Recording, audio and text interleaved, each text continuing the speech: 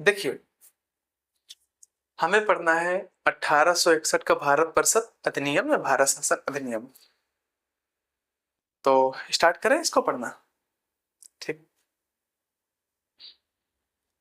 तो हो जाएगा भारत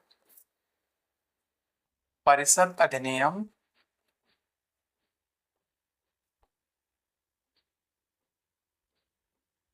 1861, ये हमको समझना है।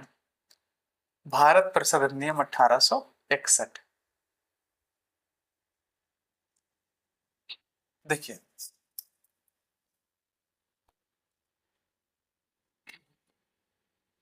भारत परिषद अधिनियम 1861, थोड़ा इसके बारे में बढ़िया समझिएगा क्योंकि यहां से प्रश्न पूछता है। जानते हैं क्या हुआ इसमें? क्या हुआ? शक्तियों का डिसेंट्रलाइजेशन हुआ। डिसेंट्रलाइजेशन समझते हैं? विकेंद्रीकरण। अर्थात क्या हुआ, जो शक्तियां थी नहीं वो राज्यों को या प्रांतों को पुनः दे दिया गया। समझे कि नहीं? क्या हुआ? शक्तियों का विकेंद्रीकरण हुआ। फर्स्ट पॉइंट इसमें क्या हुआ? शक्तियों का विकेंद्रीकरण।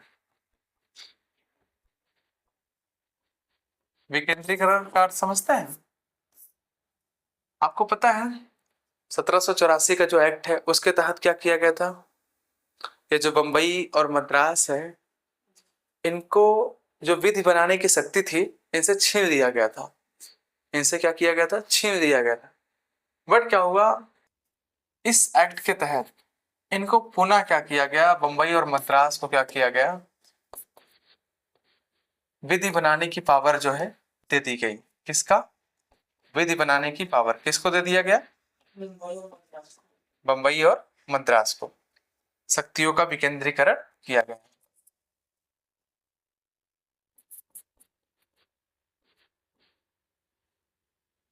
बात समझ में आई नहीं? इधर देखिए थोड़ा, इधर ये भी समझ लीजिए, शायद आपको फ्यूचर में काम आए। फ्यूचर में क्या, आगे काम ही आएगा। 1937 तक 1937 तक सभी प्रांतों को, बंबई मद्रास ही नहीं, सभी प्रांतों को विधि बनाने का अधिकार प्राप्त हो गया था। सभी प्रांतों को विधि बनाने का अधिकार प्राप्त हो गया था। ठीक है, बनाने का राइट प्राप्त हो गया था। ओके, हमने क्या बताया? शक्तियों का विकेंद्रीकरण हुआ, डिसेंट्रलाइजेशन ऑफ द पावर। ठीक है, तो इसमें क्या किया गया? जो शक्तियां थी वो राज्यों को पुनः सौंप दिया गया, प्रांतों को सौंप दिया गया। अच्छा, उस समय जो है दो प्रांत ऐसे थे, बंबई और मद्रास, जिनको शक्तियां जो है कहा गया, लो भाई अपनी शक्ति तुम जो है खुद कानून वगैरह बना सकते हो, कोई दिक्कत नहीं है। बंबई और मद्रास को ऐसा कहा गया। बट अगर प्रश्न ये आता है कि भाई साहब ये बताइए, कब तक भारत के जितने भी प्रांत थे सबको जो है विधि बनाने का अधिकार प्रोवाइड किया गया? तो कब तक? 1937 में जो है, 1937 तक जो है सभी प्रांतों को जो है विधि बनाने का अधिकार प्राप्त हो गया था। ठीक है, समझ में आ रहा है ना? ठीक है, एक पॉइंट तो ये हो गया। दूसरा पॉइंट ये समझना है, इसी के तहत है, आपको पता है विधान परिषद 3 प्रांतों में जो है विधान परिषद की स्थापना की गई। कितने प्रांतों में? 3 प्रांतों में जो है विधान परिषद की स्थापना की गई।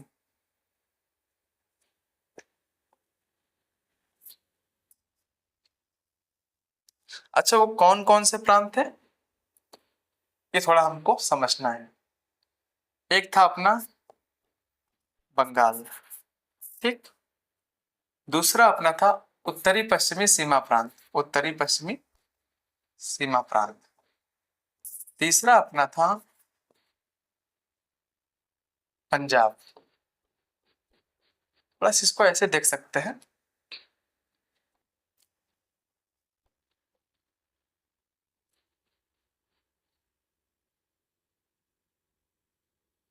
ना? देखिए,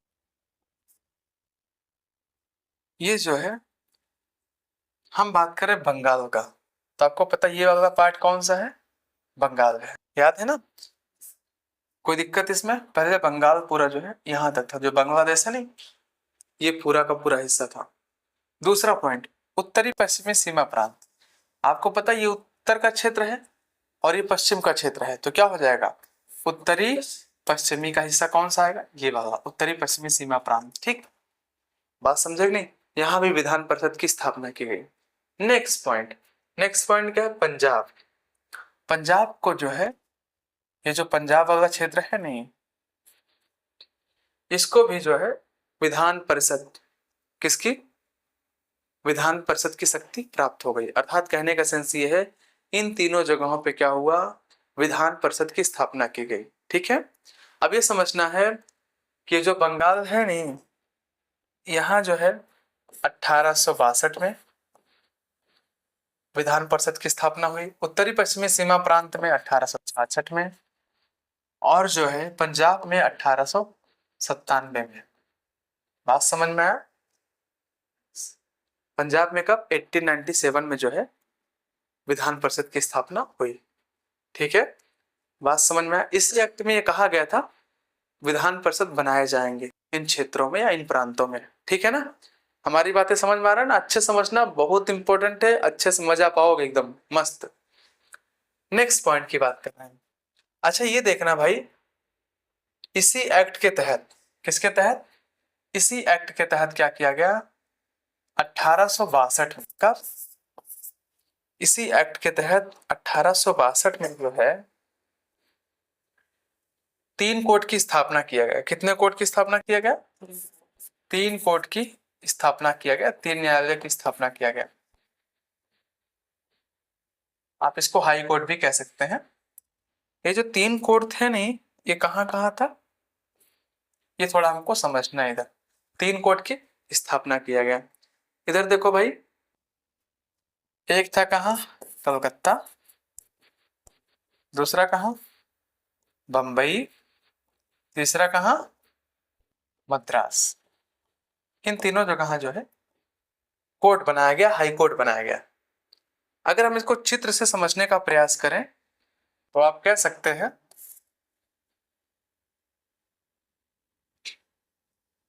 ये वाला एरिया तो है सर, ये क्या है, बम्बई है। ठीक, ये वाला जो एरिया बम्बई है। फिर ये क्या है, कलकत्ता का क्षेत्र है। फिर उसके बाद ये वाला क्षेत्र कौन सा है, मद्रास का है। ठीक है, बात हमारी समझ में आ गई। यहाँ पर क्या किया गया, 3 कोर्ट की स्थापना की गई। ठीक है, ये पॉइंट आपको समझना है। समझ में आ रहा नहीं आप सबको, क्या नहीं समझ में आया क्या, वेरी गुड। तो यहाँ पर क्या किया गया, इसी एक्ट के तहत 1862 में जो है 3 हाई कोर्ट की स्थापना किया गया। कहाँ कहाँ, कलकत्ता, बंबई और मद्रास में। ठीक है, कोई दिक्कत, ठीक है। नेक्स्ट बात करते हैं। अब ये हमको समझना है, इसी एक्ट के तहत, इसी एक्ट के तहत जो भारत का वायसराय था नहीं, वायसराय को जो है पावर और दिया गया। वायसराय को क्या किया गया, और पावर दिया गया। एक तो पहले से पावर है ही, और पावर इसको दे दिया गया। कौन कौन सा पावर दिया गया, इसकी बात करते हैं। देखिए, इसे क्या कहा गया, कहा गया देखो तुम किसी भी राज्य का गठन कर सकते हो, किसी भी राज्य का गठन कर सकते हो, और तुम क्या कर सकते हो, तुम राज्य का नाम बदल सकते हो। उसका जो है, तुम राज्य का गठन कर सकते हो, तुम राज्य का नाम चेंज कर सकते हो, और तुम क्या कर सकते हो, तुम उसकी सीमा में भी परिवर्तन कर सकते हो। सीमा में परिवर्तन समझते हैं, जैसे एक राज्य है उसे क्या कर देना, 2 राज्यों में चेंज कर देना, 3 राज्य में बांट देना, 4 राज्य में बांट देना, है ना, सीमा में परिवर्तन। तो हमारा प्रश्न है, किस अनुच्छेद के तहत, किस अनुच्छेद के तहत नए राज्यों का गठन होता है, कमेंट करके आप बताएं। ठीक है, नाम में चेंजिंग और सीमा में चेंजिंग, सीमा में चेंजिंग। ठीक है, नेक्स्ट पॉइंट क्या किया गया, इसको जो है लेफ्टिनेंट गवर्नर, ठीक, कहा गया आप जो है एलजी जो है, आप अगर चाहें तो आप जो है लेफ्टिनेंट गवर्नर की नियुक्ति कर सकते हैं बंगाल में। तो इसी के तहत क्या किया गया, भारत के वायसराय ने क्या किया, एक लेफ्टिनेंट गवर्नर की नियुक्ति भी किया था। ये भी हमें दिमाग में रखना है। और वीटो पावर भी प्रोवाइड किया गया। क्या किया गया, वीटो पावर दिया गया। वीटो पावर समझते हैं, मतलब जो कहेगा वही मानना पड़ेगा, समझ रहे हैं? जिस चीज को चाहे उसको, अगर उसको मना कर दिया तो वो नहीं हो सकता है। समझ में आया कि नहीं? इसे क्या कहते हैं? Veto power. नेक्स्ट पॉइंट हमको यहाँ पर और समझना है, वायसराय को जो है अध्यादेश, अध्यादेश जारी करने की शक्ति प्रोवाइड किया गया। क्या? अध्यादेश जारी करने की, हाँ, की शक्ति प्रोवाइड किया गया। ऑर्डिनेंस जारी करने की शक्ति प्रोवाइड किया गया। नहीं, आप हमें कमेंट करके बताएं किस आर्टिकल के तहत राष्ट्रपति को अध्यादेश जारी करने की शक्ति प्राप्त है। किसके तहत? हाँ ठीक है, आप यहाँ पर तो बता दिए, बच्चों को सुनाई नहीं दिया होगा कि ब्लूटूथ है। अगर सुनाई दिया गया होगा तो हमारा प्रश्न ये है कि किस अनुच्छेद के तहत राज्यपाल को अध्यादेश जारी करने की शक्ति प्राप्त है। ठीक, ये हमारा प्रश्न है ना? तो ये पॉइंट आपको समझ में आया? कोई दिक्कत इसमें? अच्छा, आपको पता है पीछे हमने क्या पढ़ा था? वायसराय की जो कार्यकारी परिषद थी उसमें टोटल कितने सदस्य हो चुके थे? 4। और इसी के तहत क्या किया गया? वायसराय की जो कार्यकारी परिषद है, नहीं, पहले गवर्नर जनरल था, वायसराय हो गया। वायसराय की कार्यकारी परिषद में क्या किया गया? एक और सदस्य ऐड किया गया। कार्यकारी परिषद में क्या किया गया? एक और सदस्य जो है ऐड कर दिया गया। ठीक, जोड़ा गया। एक चीज दिमाग में रखना है। बात हमारी समझ में आ रही ना? पीछे से पूरा जो है आप क्या करेंगे, पूरा पीछे से अगर मैच करके पढ़ेंगे ना तो ऑटोमेटिक चीजें समझ में आएंगी। अगर आप पीछे से मैच ही नहीं करेंगे तो आपको समझ में कहां से आएगा। ठीक, तो कहने का सेंस यही है कि आप जो है पीछे से जोड़ करके पढ़ें ताकि मजा आए पढ़ने में। नेक्स्ट पॉइंट अपना है, यहाँ पर एक पॉइंट आपको समझना है जो कि बहुत इंपॉर्टेंट पॉइंट है। इधर देखिएगा, आपको पता है जो गवर्नर जनरल, अच्छा, जो विधायी परिषद था, विधायी परिषद में कितने सदस्य जोड़े गए थे? 6 सदस्य। याद है कि नहीं? अच्छा, कौन वहां पर जो है सदस्यों की नियुक्ति कर सकता था? भारत का गवर्नर जनरल। याद है कि नहीं? अब क्या हुआ? अब जो है सदस्यों की संख्या बढ़ाकर कितना हो गया? अब सदस्यों की संख्या बढ़ा करके 6 से 12 कर दिया गया। कितना कर दिया गया? अब सदस्यों की संख्या बढ़ा करके 6 से कितना कर दिया गया? 12 कर दिया गया। और इधर मेरी बात सुनो भाई, इधर सुनो, कहा गया इसमें से जो है 12 में से आधे सदस्य, आधे समझते हैं, 6 सदस्य क्या होंगे? गैर सरकारी होंगे। कैसे? गैर सरकारी, मतलब सरकारी जो है नहीं होंगे। समझ में आया कि नहीं? अच्छा, और समझना है, इसी के तहत पहली बार जो है 3 भारतीयों को क्या किया गया? गैर सरकारी सदस्यों के रूप में जो है 3 भारतीयों क्या किया गया? नियुक्त किया गया। हम इन तीनों की बातें करते हैं। एक अपना कौन है? एक थे पटियाला के राजा। एक कौन थे? एक थे पटियाला के राजा।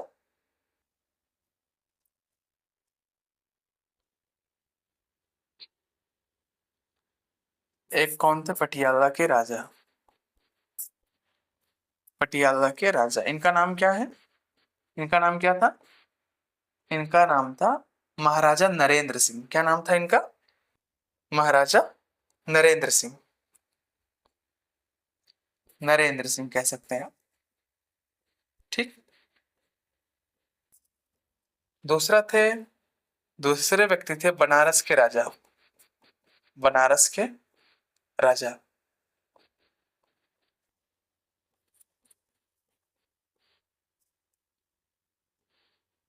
और तीसरे व्यक्ति थे सर दिनकर राव।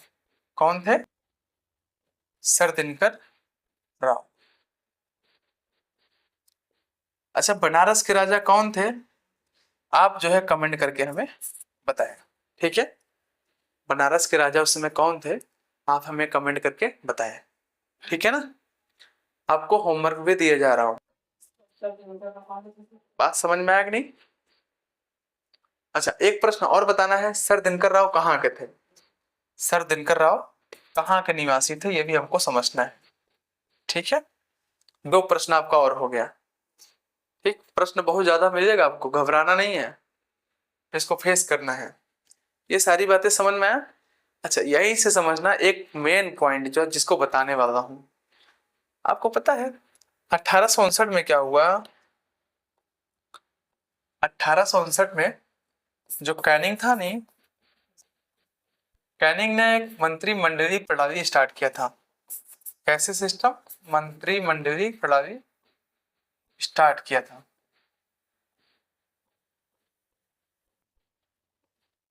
स्टार्ट करने का कोशिश किया था, और जानते हैं इसी एक्ट के तहत इसको जो है मान्यता मिल गई। अर्थात मंत्रिमंडलीय प्रणाली को मान्यता कब मिली? 1861 के एक्ट के तहत। बात समझ में आया कि नहीं? उम्मीद करता हूँ ये सारे पॉइंट आपको समझ में आए होंगे।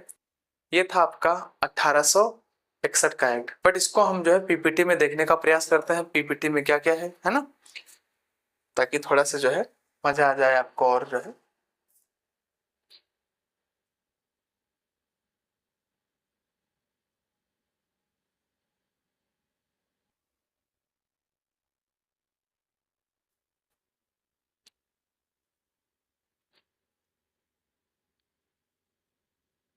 देखिए,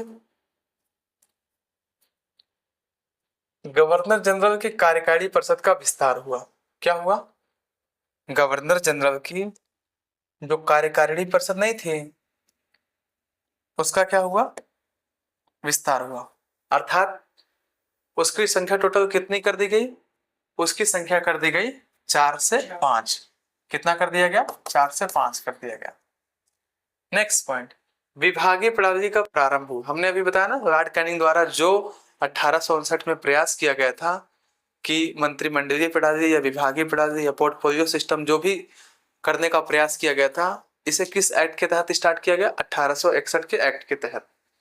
तो क्या हुआ? विभागीय प्रणाली का प्रारंभ हुआ। नेक्स्ट, गवर्नर जनरल को फर्स्ट टाइम अध्यादेश जारी करने की पावर मिली। क्या हुआ? अध्यादेश जारी करने की शक्ति प्राप्त हुआ, ऑर्डिनेंस जारी करने की शक्ति प्राप्त हुआ। अच्छा, एक चीज और समझना है, ये जो अध्यादेश थे नहीं, इनका टाइम कितना है? मैक्सिमम 6 अवधि, मतलब 6 महीना। इनका अवधि कितना है? 6 महीना। आपको ये कमेंट करके बताना है वर्तमान में जो अध्यादेश है उसका टाइम कितना है, उसका ड्यूरेशन कितना है। ठीक, कमेंट करके आप बताएं। ठीक है ना, बहुत सारा प्रश्न पूछेंगे। नेक्स्ट, गवर्नर जनरल को बंगाल, उत्तरी पश्चिमी सीमा प्रांत और पंजाब में विधान परिषद स्थापित करने की शक्ति प्रदान की गई। पता है कि नहीं? yes. हमने अभी बताया था ना, इसी के तहत कब कब स्थापित किया गया? 1862 में, 1866 में, 1897 में। मैं बता के हमने अभी आपको बताया। नेक्स्ट आपका है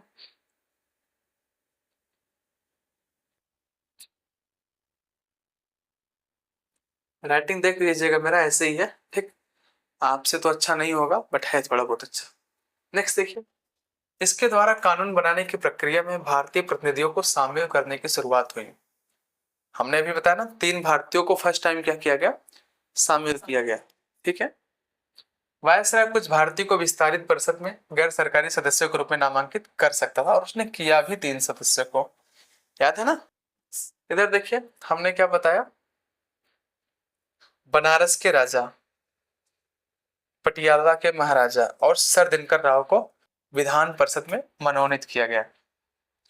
अभी जस्ट हमने बताया ना, क्या किया गया? मनोनीत किया गया, जो गैर सरकारी सदस्य के रूप में थे।